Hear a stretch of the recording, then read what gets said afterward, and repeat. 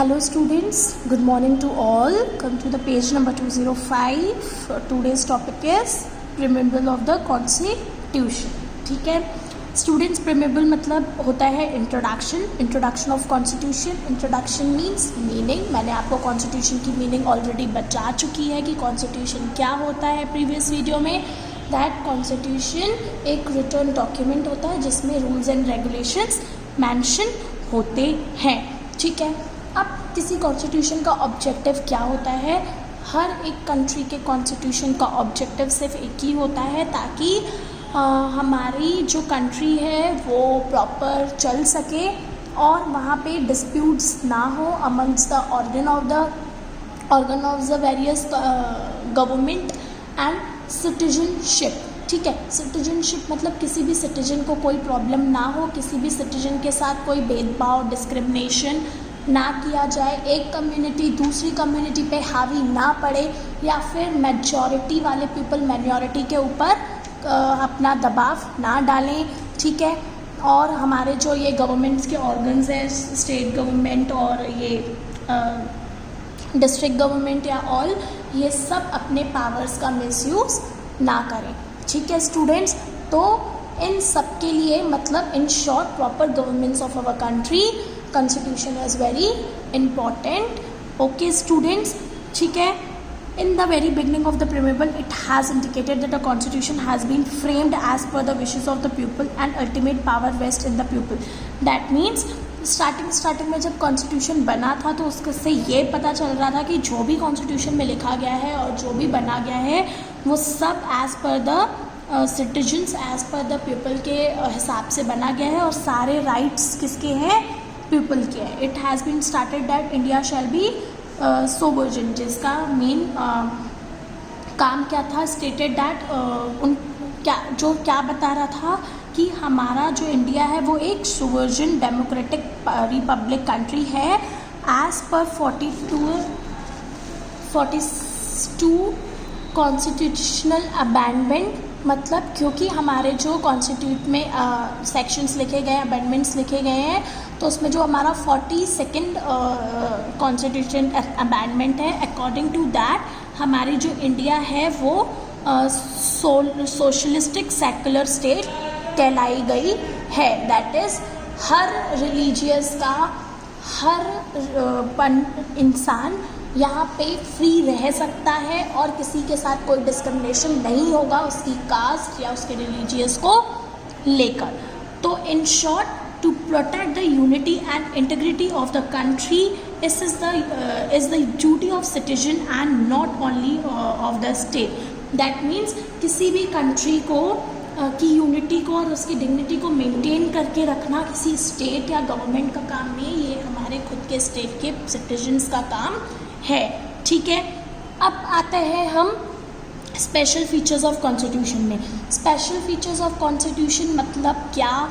हमारे कॉन्स्टिट्यूशन के कुछ फीचर्स थे, स्पेशल फीचर्स थे जो कि उस हमारे कॉन्स्टिट्यूशन को इम्पॉर्टेंट बना रहे थे. पहला, रिटर्न एंड लार्जेस्ट.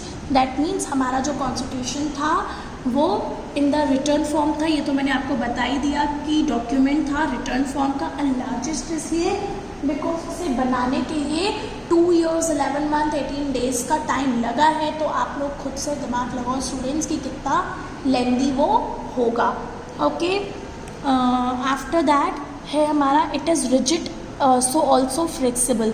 मतलब वो काफ़ी ज़्यादा रिजिड मीन्स स्ट्रॉन्ग, काफ़ी ज़्यादा स्ट्रॉन्ग था, उसके पॉइंट्स काफ़ी ज़्यादा स्ट्रॉन्ग थे और उसमें जो अमेंडमेंट्स किए हुए थे वो भी सारे इम्पॉर्टेंट थे. इसलिए हमने उसके सारे लॉज और प्रिंसिपल्स को हम क्या मानते हैं? फ्लेक्सिबल, क्योंकि वो काफ़ी सारे इम्पॉर्टेंट थे और हमारी कंट्री के लिए इम्पॉर्टेंट भी थे. ठीक है स्टूडेंट्स, नेक्स्ट है हमारा सोवर्जन स्टेट. ठीक है, सोवर्जन मतलब होता है राजा. The country will be decide its own foreign and domestic policies. It is not under any foreigner rule. It have its own policies behaviour at the international level. That means sovereign state का मतलब होता है students कि अब हमारी country जो पहले किसी और के रूल्स और रेगुलेशंस के हिसाब से चलती थी, ब्रिटिश रूलर्स के हिसाब से चलती थी, अब वो कंट्री अपने आप में राजा कंट्री कहला गई. क्यों? क्योंकि अब उसके खुद के रूल्स, खुद के प्रिंसिपल्स हैं। उसके बाद है सोशलिस्टिक एंड सेक्युलर। सेक्युलर का मतलब मैंने आप लोगों को बताया हुआ है स्टूडेंट्स कि सेक्युलर वो कंट्री होती है या वो कंट्री देश होता है जहाँ पे उसकी जो स्टेट पावर्स हैं, स्टेट गवर्नमेंट है, सेंट्रल गवर्नमेंट है, वो अलग और वहाँ के रिलीजियस अलग होते हैं। दैट मीन्स जब एक गवर्नमेंट किसी एक रिलीजियस को फॉलो नहीं करती और ना ही किसी के रिलीजियस को डिस्क्रिमिनेट करती है, उसे डोमिनेट करती है, और ना ही किसी एक स्टेट को प्रमोट करती है, ठीक है, वो कंट्री सेकुलर होती है। और हमारी कंट्री सेकुलर इसलिए है क्योंकि यहाँ पे हर रिलीजियस को अपने अकॉर्डिंग रहना अलाउड है, एंड हमारी जो स्टेट है वो किसी एक गवर्नमेंट, एक रिलीजियस को फॉलो नहीं करती। यहाँ पे राइट टू फ्रीडम है। ओके, नेक्स्ट है हमारा पार्लियामेंट्री फॉर्म ऑफ गवर्नमेंट। हमारे यहाँ की जो इंडियन कॉन्स्टिट्यूशन ने एक्सेप्ट किया है दैट हमारी जो गवर्नमेंट है वो पार्लियामेंट्री फॉर्म है। Under this system power of executive vast in council of ministers and the president is the territorial head. मतलब यहाँ पे सबके अपने अपने पावर्स हैं हर एक सिस्टम के, बट वो उन पावर्स का मिसयूज़ नहीं कर सकते क्योंकि हमारी जो सिटीजन्स हैं उनके पास राइट टू वोट है, वो अपने वोट के अकॉर्डिंग किसी को भी इलेक्ट कर सकते हैं। 6 है federal form of government. As the first schedule of the constitution India is federation of states. मतलब हमारी जो इंडिया है वो बहुत सारी सभा से मिलकर के स्टेट्स बनी हुई है, लाइक बहुत सारे स्टेट्स का ग्रुप है।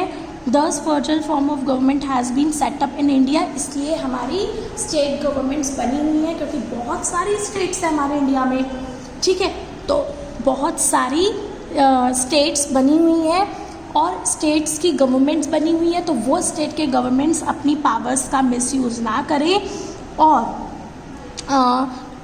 बिना किसी पार्शियल हुए, बिना किसी पार्शियलिटी के सबको राइट दे, हर एक सिटीजन को, ना कि उनको कास्ट और रिलीजियस के हिसाब से डोमिनेट करें। ओके, नेक्स्ट है हमारा independent and impartial judiciary.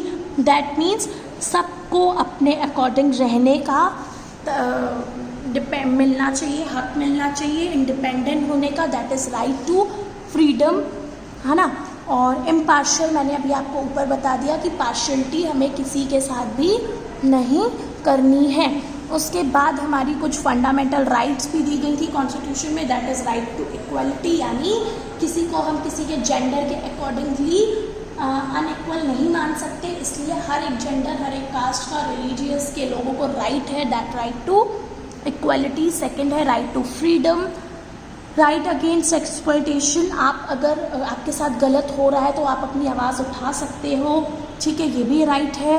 Right to freedom of religion, अगर आपके रिलीजन के मैटर पे कोई बोलता है या फिर आपके रिलीजन्स के साथ कुछ होता है तो आप वहाँ पे भी आपको राइट है।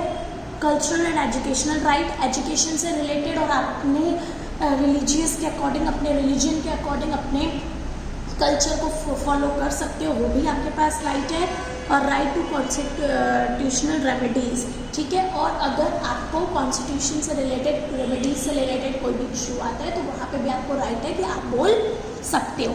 पर स्टूडेंट्स एक बात, राइट्स के साथ साथ हमारी, अगर हमें इतनी सारी कॉन्स्टिट्यूशन ने राइट्स दी हैं तो उसके साथ साथ हमारी कुछ ड्यूटीज़ भी हैं और देयर आर 11 ड्यूटीज़ जो हमें फॉलो करनी चाहिए। टर्न द पेज स्टूडेंट्स, ठीक है। जैसे मैंने आप लोगों को बताया फंडामेंटल राइट्स, अगर हमें फंडामेंटल राइट्स मिली हैं तो हमारी कुछ ड्यूटीज़ भी हैं, और वो ड्यूटीज़ क्या है students? To abide by the constitution and respect its ideal and institutions, the national flag and the national anthem. That means हमें अपने कॉन्स्टिट्यूशन को की रिस्पेक्ट करनी है और हमें अपने नेशनल फ्लैग और नेशनल एंथम की भी रिस्पेक्ट करनी है। To cherish and follow the noble ideals which inspire our national struggle for freedom, और हमारे जो लीडर्स थे जिन्होंने हमें इंडिपेंडेंट कराया, उनके स्ट्रगल को भी हमें रिस्पेक्ट करना है। To uphold and protect the sovereignty, unity and identity of India, हमारी कंट्री की यूनिटी प्रॉस्पेरिटी हमारे हाथ में है, उसे प्रोटेक्ट करना है।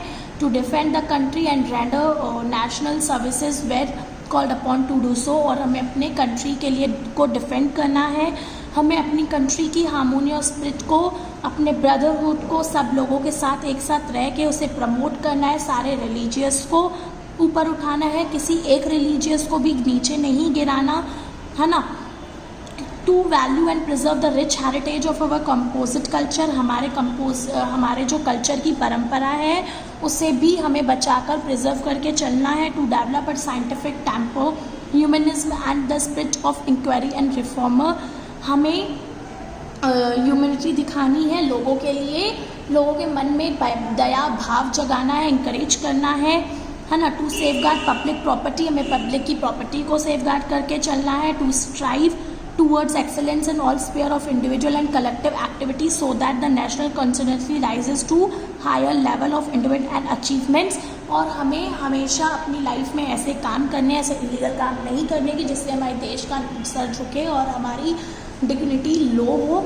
हमें हमेशा ऐसे काम करने, एक्टिविटीज़ करनी है, ऐसे एक्सपीरियंसेस करने, ऐसे एक्सपेरिमेंट करने हैं सो दैट हमारी कंट्री डेवलप हो सके। Who is a parent or guardian to provide opportunity for education to his child, or as the case may be varied between age of 6 and 14 years, मतलब हर एक parent को और guardian को अपने बच्चों को पढ़ने के लिए अपॉर्चुनिटी देनी है, और स्पेशली 6 से लेकर 14 ईयर्स तक के बच्चों को तो स्पेशली ही पढ़ाना है। ये हमारी कुछ ड्यूटीज़ हैं। आफ्टर डैट फीचर है हमारा next directive principle of the state. ठीक है, हमारे कॉन्स्टिट्यूशन का 4th पार्ट है हमारे फंडामेंटल प्रिंसिपल्स। कुछ ऐसे प्रिंसिपल्स दिए गए हैं हमारे कॉन्स्टिट्यूशंस में जिन्हें हमें फॉलो करके चलना है। ठीक है, और जिससे हम जिन प्रिंसिपल्स से हमारी political, social and economical program for modern democracy, जिसके जो प्रिंसिपल्स हमारे पॉलिटिकल, सोशल और economical democracy, modern democracy create करेंगे। Through this principle cannot be direct by any court to be enforced, but they are fundamental in the good governance of our country. Okay students, that means हम इन principles को हमेशा follow करके चलेंगे और इन्हें हम as a public welfare के लिए इंडिया की हर एक स्टेट में फॉलो करेंगे। नेक्स्ट है यूनिवर्सल अडल्ट फ्रेंचाइजी। ये भी आपको समझ में आ गया होगा कि the constitution has given the right to all the its adult citizens. That means हमारे कॉन्स्टिट्यूशन में ये भी लिखा गया है कि हम अपने अकॉर्डिंगली वोट करके अपने रिप्रेजेंटेटिव को चूज़ कर सकते हैं, इलेक्ट कर सकते हैं। That is universal adult franchise का मतलब है कि हमारे जो इंडिया के अडल्ट होंगे, दैट मीन्स आफ्टर 18 ईयर्स उनको एक राइट टू वोट मिलेगा। And single citizens, the last one, the Indian Constitution has adopted the principle of single citizenship, that he/she is a citizen of India irrespective of his/her place of residence in the country. Thus, people living in the Madhya Pradesh, Uttar Pradesh, Haryana, Punjab, etc. are not citizens of that state but of the India. That means single citizenship का मतलब है कि यहाँ पे हर एक principal को single citizenship, that means हमारा जो ही या शी वो अपने इंडिया को रिप्रेजेंट कर रहा है। दैट मीन्स हम उसे ये नहीं मान सकते कि अगर वो मध्य प्रदेश का रहने वाला है या उत्तर प्रदेश का तो वो पार्ट नहीं है, वो सिटीजन नहीं है किसी स्टेट का, क्योंकि वो हमारी कंट्री का सिटीजन है तो वो हमारे किसी भी स्टेट में सिटीजन्स होगा। ठीक है, अब the framer of the constitution were aware of the fact that the life of the people of the country is closely associate with the culture and rich heritage of the country. कुल मिलाकर के at the end ये सब करने का logic था, जो framers थे जिन्होंने कॉन्स्टिट्यूशन को लिखा, उनका सिर्फ एक ही मोटिव था, उनका एक ही ऑब्जेक्ट था, ताकि वो इस चीज़ से अवेयर हो सके कि जो हमारी कंट्री के पीपल्स हैं वो उनकी लाइफ स्मूथ हो, अच्छी हो, वो कल्चरल हो और वो अपने अकॉर्डिंग रह सके। जिन्हें जिस भी बेसिस के कल्चर को, ट्रेडिशंस को, बिलीव्स को मानना है वो मान सके, लेकिन उनके अंदर फीलिंग्स भी होनी चाहिए नेशन को लेकर के। Okay students, so here our chapter Indian constitution is over. Okay students, thank you.